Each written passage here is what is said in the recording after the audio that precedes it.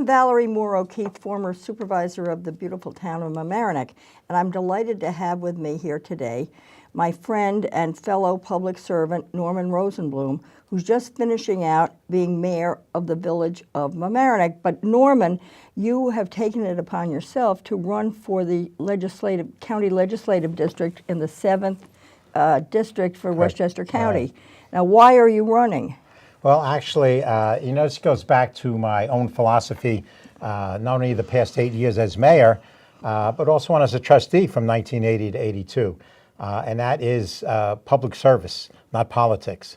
Unfortunately, what's happened in the village of Mamaroneck, I believe, because what I contribute to petty politics, is that the majority of what I describe as politicians for a power play actually, through a referendum, without really explaining it to people, stripped the mayor of all powers. The village of Mamaroneck now is almost separate from every other village in New York State, where the mayor at one point, until they did this, appointed the village attorney, appointed the clerk treasurer, appointed members of the planning board, the zoning board, and so on. This is akin to a president appointing the Supreme Court. In other words, there's a balance. And what they did is they stripped the mayor. So it's not only for myself, it's for all the future mayors, and it strips the balance. And I find it petty politics. And the concept of myself is serving, whether it be as mayor or county legislator, it's a one goal and one goal only. How can I help my community?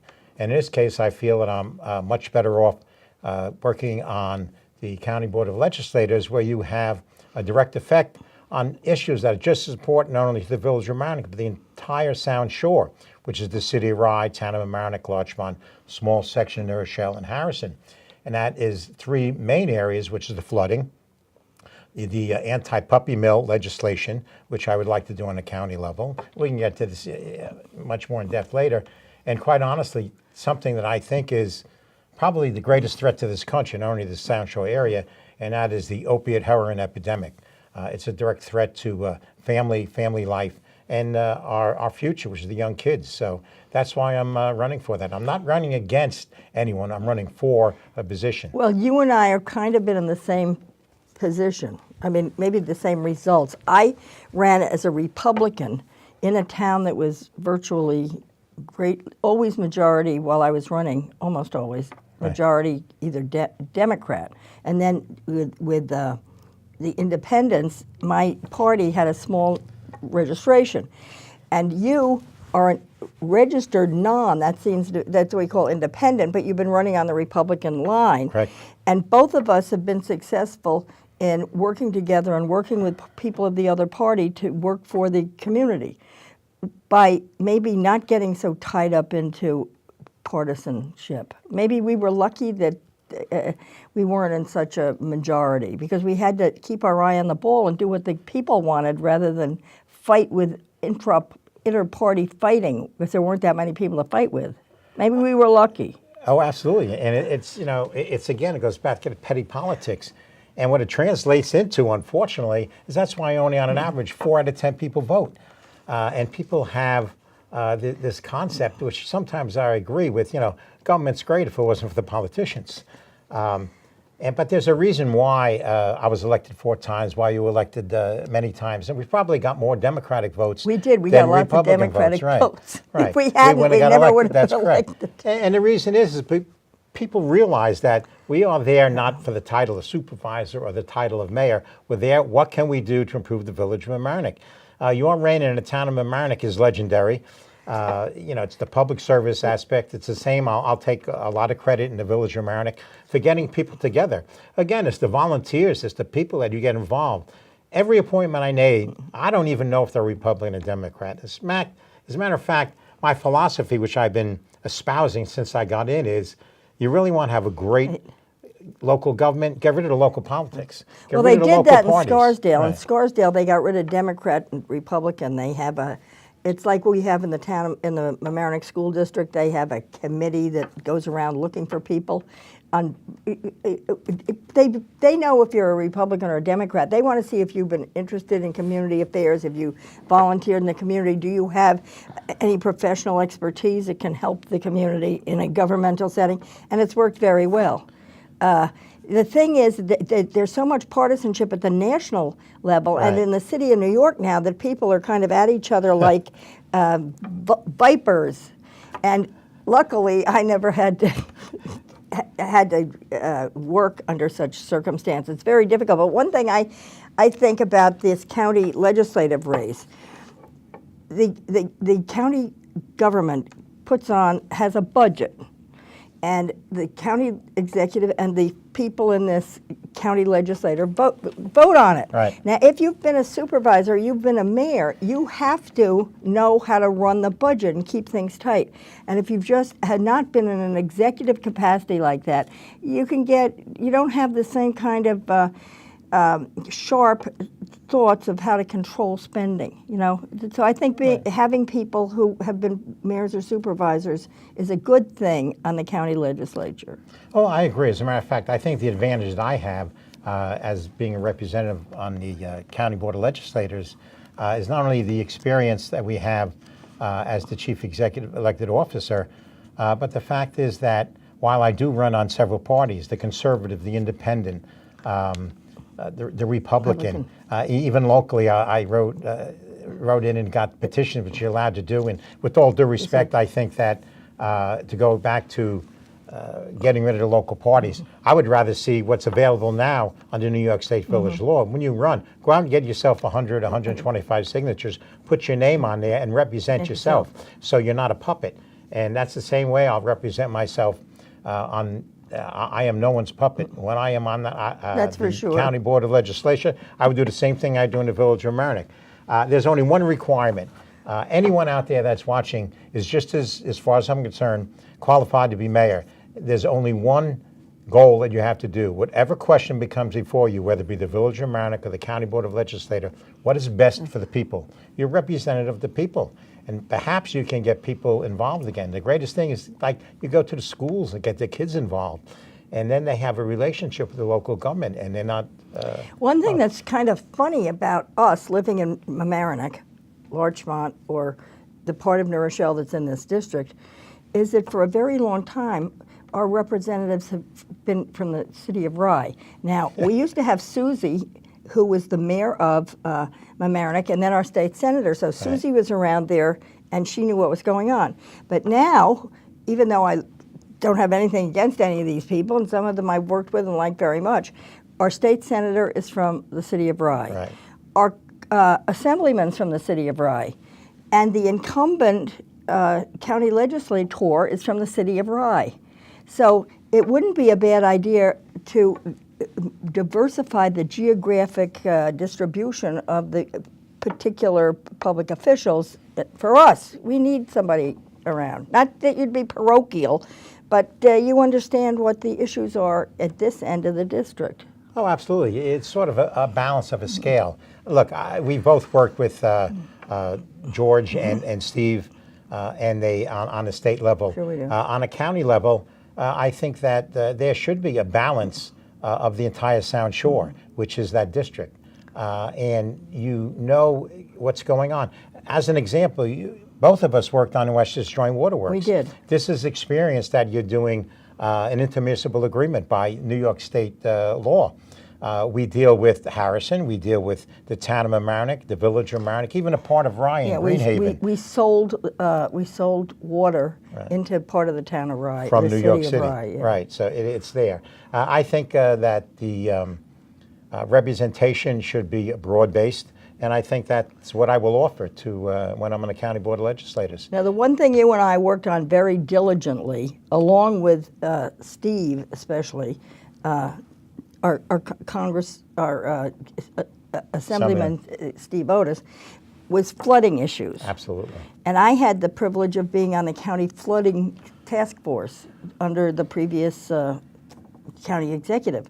But this is something that I have fearful anticipation about. If you ever been in the situation where you and I were when the floods happened in Mamaroneck, there's something in the back of your mind waiting for the next flood. Now, what have you done since that time to try to look forward or do future planning or do something concrete to try to prevent the deleterious effects of another Absolutely. thing like that in the village of Mamaroneck? What have you Well, done? actually, that was one of the things I'm most proud of in my 8 years as mayor. We are now there are three basic stages in the current Army Corps of Engineers flood mitigation program. The first one actually was to pick out a program and a project and how you were going to do it. We've done that. We're waiting for, in the next month or so, the final report from the Army Corps of Engineers.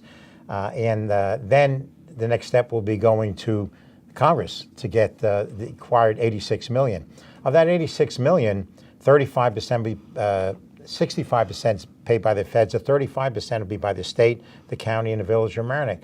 I have no question that the state will do it or the village of Mamaroneck. You have to be crazy not to do it. People experience. The one weak link, I believe, is the county, because the county, and not in a negative sense, but they never really participated in any of the meetings that we were there. So that's another reason that I want to be have strong representation on the County Board of Legislators to make sure they put their share of $8 to $10 million involved. So you actually need somebody vocal for each one of these things. Like when Yonkers didn't want all the sewage from Mount Kisco going to Yonkers, they had plenty of people on the County Board of Legislators jumping up and down screaming what their thing was. So we have to be sure that in the county, our little piece here, as far as square miles of the whole county, has a vocal speaker on behalf of what we need. That'd be me. You know, and I know you can do not very that. shy. But I think it also illustrates what we talked about before of public service. This entire project would not happen without bipartisanship. We got money originally from Congressman Nita Lowy. Congressman Engel came down. He's much in support. Senator Schumer came down. Gillibrand came down. Both Latimer and Otis are very much in favor of it. We have President saying that he's very much in favor. And it's sad to say, but what happened in Texas and in Florida and now the disaster in Puerto Rico. It's just, it cries out. And you can bring it back to the village around, because I know people that you go around. I mean, I'm fortunate enough, I live on Carroll Avenue, so it's high. Right. But there's people that live in Washingtonville, even up in the Heights by Warren Park, literally get wiped out 2 and 3 times. Your entire history and family is written out. You owe, as a member of the community, to do that. See, and this mitigate really the isn't a circumstances. parochial thing in the sense that it was caused by, quote, overbuilding here. Right. I mean, it comes from the watershed that's above us. We built near, in the old days, they built right in the river's, whatever you'd call it, bank. Right. I mean, you look at a river and you say, oh, it's 10 feet wide, but the geologists and those hydrology people tell you, no, it's 40 feet wide. Because at some point, it goes out to the 40 feet. Right. People in the 1900s were building within that 40 feet. But that's not what's causing all our flooding. Our flooding is coming from development in the northern and western part of the county that comes down through White Plains, through Scarsdale. So it's not just let them take care of themselves there at the bottom of the watershed. We're right on the sound, so the water's going to come down the hill to us. But there was no real planning in a general sense that would would in any way prevent these kinds of events. Absolutely, and this is the best and I think last chance for the village of Mamaroneck. And actually it extends beyond the village of Mamaroneck. And this is what you're talking about, working together. And I think before I get specifically... Rye gets it, the town of Mamaroneck get it, the village of absolutely. Larchmont got it, Right. parts Absolutely. of New Rochelle by Pine Brook got it. Right. Yeah. And you have to, as I said before, I'll go back to being an independent legislator. I'm not a part of any caucus or group that is going to be, subject to a boss. I have my own mind, and I make up my mind. I will do due diligence and take a position on what's best for the village of Mamaroneck. And quite honestly, I believe that my opponent is more subject to voting party line than what's out there. It's gotten very partisan in the last 15 years, maybe. Things have become, I guess, all over the place, but that's also been true when you read what they say in the county legislature. There was more back and forth in a kind of partisan, sometimes hysterical, I would say, way Right. on Well, certain you know, issues. The proof of the pudding Yeah. is the different actions you take. I think we've worked very well with Joe Sack in Rye on several things, whether it be flooding, the deer population, which is terrible in Rye, terrible in the village of Mamaroneck all over. There isn't a place in the village of Mamaroneck or Rye that you have deers Coyotes walking running all all over the place. around the town of Mamaroneck and parts of New Rochelle. It's just terrible that they're going But around. a lot of And these there's also people a just health- move from the city and they Right. go, coyotes, coyotes, you know, they get all Well, popped up. that's part of the environment. And I'm very proud of what the Village of Mamaroneck has done in the environment too, and that we brought that up. We were the first to ban locally the plastic bag use. Rye did it first, but there was no grocery store there. We had the A&P. While it was there, we passed the plastic bag ban. CVS actually, which is there in the old A&P, uses new type of Mamaroneck plastic Avenue. on Mamaroneck Avenue. Well, they moved. Well, and of by course the- we're waiting for by Brixmor. Washingtonville. Right, well, which is good. They need that there. And actually we need and I have the fullest confidence that Brixmor, which is their business, will be having fairly soon a grocery store in there, which we Speaking really of need. animals, which I brought up, related to coyotes, which I think coyotes are probably canine related, Right. you did address the puppy mill situation with the place right on the avenue where people were buying puppies that were just thrown in there, and it was a very bad situation. Absolutely. The Village of Mamaroneck, I'm so proud of something that we passed as the precedent-setting New York State legislation. We were the first village, the first municipality actually, to ban the sale of commercially bred cats and dogs. This is a movement that I championed later, and 6 other municipalities around us passed that law.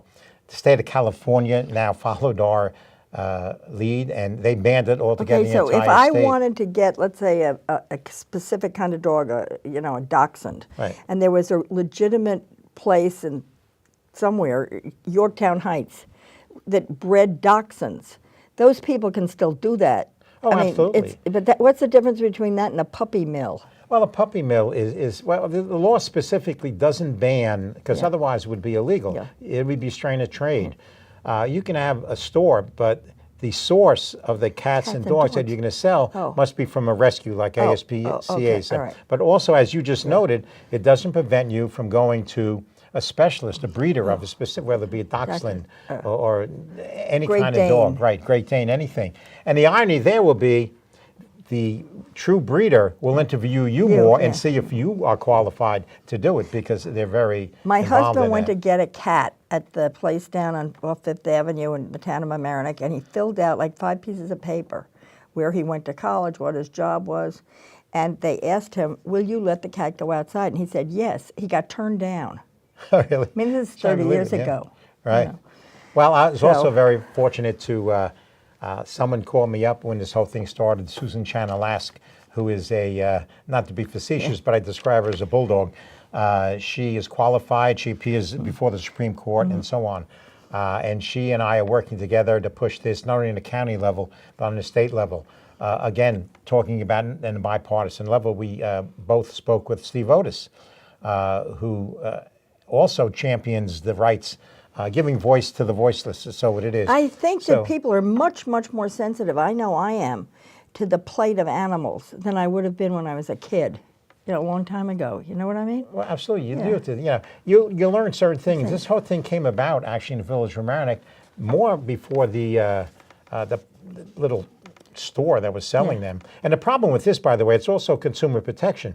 You go in and buy these cats or dogs from a puppy mill. As an example, at approximately 10,000 puppy mills. One puppy mill does 80,000 dogs a year, which is incredible. They'll go in, they'll sell them for $1,500 to $3,000, right?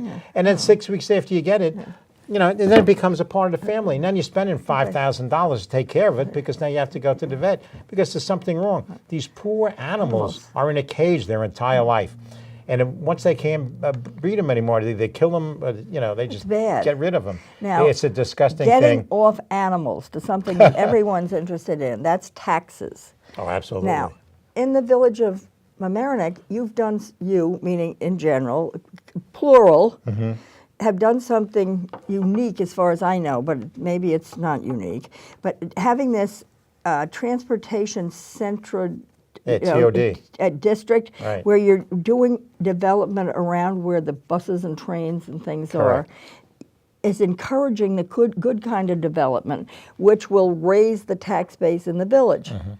So that was a pretty smart idea to get that going. Right, thank you. And as a matter of fact, that's something that not only the board did unanimously after some fighting, I would say, and a transition of boards, but it's called transit-oriented development. And the purpose is exactly as you described it.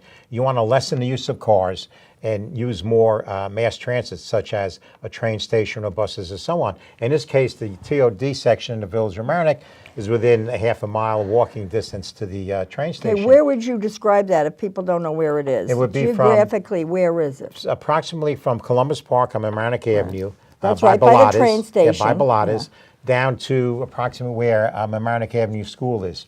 The first thing... So like the three jalapenos. Right, 3 jalapenos Jalapenos. is part of that. But again, there's multifaceted. You want to make sure that any municipality, by the way, has to continue to grow. Otherwise, you're going to have empty stores.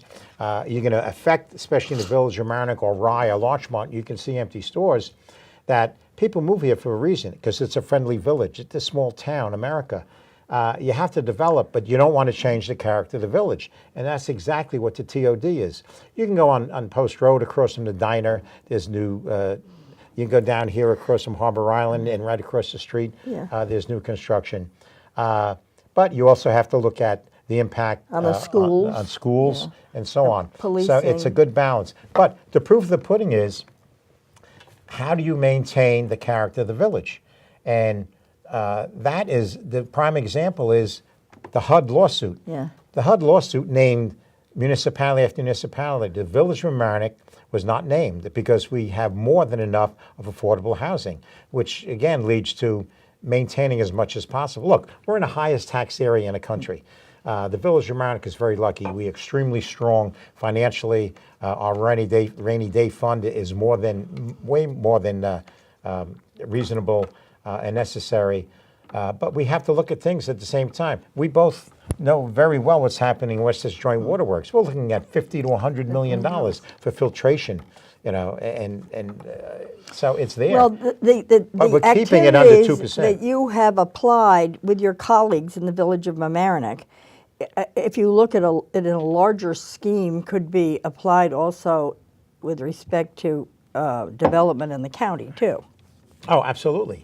Because you deal with the county agencies, whether it be the Department of Health. On the other hand, we DEC. want to respect the culture or uniqueness of each one of these other places. We don't want the county passing all kinds of laws either, telling Bedford it has to do this and Larchmont it's got to do that. You hit the nail right on the head, because exactly that's the basic premise that Astorino was fighting, which I happen to agree with on the HUD. Because what HUD was trying to do, and believe me, this lawsuit was the precedent setting for United States. What HUD wanted to do is have the feds tell all the local municipalities who can live where and everything else, which is crazy. HUD lawsuit was, in my 50 years of practicing law or being a lawyer, was one of the most discouraging, egregious acts of overzealous Right. It's government. Big Brother watching. Yeah. No one They knows didn't better. understand it. They sent us people from Alabama who didn't know about towns or villages, who only knew about counties to do the analysis. I met with these people. And then they had the town of Mamaroneck on the bad list. Yes. And we have Homicks Park Apartment, Judy one of Judy the Myers first, and I right. killed ourselves getting 10 affordable units in that fancy Right. place down by the garbage dump. They didn't care. So finally, Nancy Seligson got them to back off. But it was, and the amount of money spent on that special counsel, Right. like $1,000 an It's hour. crazy. Please. So that's one thing Ron Astorino gets a big gold star I from agree me with that one. on. And who really knows better how to run your village than the people from the village. So it would be the same thing. And Plus this is the again an fact extension. nobody in the town of Mamaroneck or Larchmont or anybody else was purposely keeping people out. It's Absolutely all not. money. Like I'd like to live on Park Avenue too, but I can't afford it. Right. You know, the imputation of some kind of evil racial motive was too much. Well, that's political correctness, and it's a phony, false statement. Again, the greatest asset, as far as I'm concerned, in the village of Mamaroneck is its diversity, and it leads to things like volunteering in a volunteer fire department. Economically, that saves the village $2 or $3 million a year. It's also, you have 200 members that are rated as a paid fire department. So, you know, it's just, you That's need that part diversity. of the fun of being in the village of Mamaroneck and walking around. Oh, absolutely. It's got, you're alive, you're awake. Right. So, but this district that you have goes from from the city of Rye to the village of Mamaroneck, which is both in the town of Rye and the town of Mamaroneck, Right. to the village of Larchmont, which is in the town of Mamaroneck, to piece of the city of New Rochelle. Rochelle, So and a that's piece pretty of Harrison, diverse. right. Oh, you have a piece of Harrison? Oh, yeah, a little piece of Harrison, too. Oh, good. But the funny part is, you know, I'm third generation. I grew up, and my grandfather came here in 1900 and started building the first apartment houses and so on. But you go to school, and there was no difference between if you went to Bellows or you went to, then it's not Rhinebeck, or Mamaroneck High School. You had friends in that, friends in New Rochelle and girlfriends, you know, in Harrison and stuff like that. And that's what it's supposed to be. It's you know, while there are little municipalities, people work together. And that's a key thing. And I want to bring that experience to the County Board of Legislators. And I have the fullest confidence. It's like if you go up to Trotta's and Harrison, there are people from Larchmont in there. Right. Right. You know, Well, you go to Mamaroneck. Chico's. I know, yeah, the Chico's, same right. thing. Well, sort of, you know, you walk down. Well, one thing I've really admired you for is the work that you've done with your mayoral, I don't know, what do you call them, lecture series? Right. Good. Because having Mayor's had the reports. opportunity to work with you as the chairman of the Westchester Holocaust and Human Rights Education Center, you've given us an opportunity to reach audiences, which we otherwise wouldn't have reached, with scholars and all kinds of people who've talked about human rights issues or Holocaust issues or different things that are of interest to a large proportion of people who couldn't necessarily get in a car and drive up to SUNY Purchase or someplace. You brought right to the community, whether it was in the library or whether it was in the courtroom, an opportunity for people to hear very good speakers and scholars on topical issues, which peps the place up. You're absolutely correct. You know. And especially what's going on in this country now with the neo-Nazis and the KKK and the Antifa. They're all crazy as far as I'm concerned. The greatest gift that this country has is the majority of its people. And the majority of the people, I have the fullest confidence, believe in the American dream and American democracy. Well, Norman, we're going to wrap up now. We've had a great conversation, but let's just kind of pull together what the message is that we want to get out, or you want to get out to the audience. Well, to wrap it up, we didn't take a great time. I would use this time to really push on this question of what we're going to do about the opioid heroin epidemic. I believe it to be the greatest threat to this village. It threatens the very concept of family. I've been working with the mayor's drug culture committee. It involves people from the district attorney, the judges, parents that have lost This would children. apply to the whole district The now, whole not district. just This the, is countrywide, but it's something you can do on the county level. Astorino started the opiate epidemic problem. I've been working with Terrence Murphy, state senator. There is legislation. You can't arrest your way out of this problem, but what you can do is have programs such as we've had meetings, people discuss it. You have to teach the kids. You have to go into the schools. The parents, and I say to the parents, speak to your kids, communicate. Don't think, not my kid, because it can be your kid. Not every kid that is going to experiment with gateway drugs, such as smoking or drinking, or even marijuana, grass, is going to become an addict. But those that become addicts, that's how it is. So you have to teach the kids the tools. That's the one group you want to teach to prevent them from doing it. Then there's the groups that you have to have that are already addicted. But there's $200 million available in New York State right now. We have to get some of that money on a county level to make sure that we have programs in places. What's the one thing that we know? There's no place for kids to go. They hang out. If they hang out, they're going to experiment. And you have to give them the tools not to be subject to peer pressure.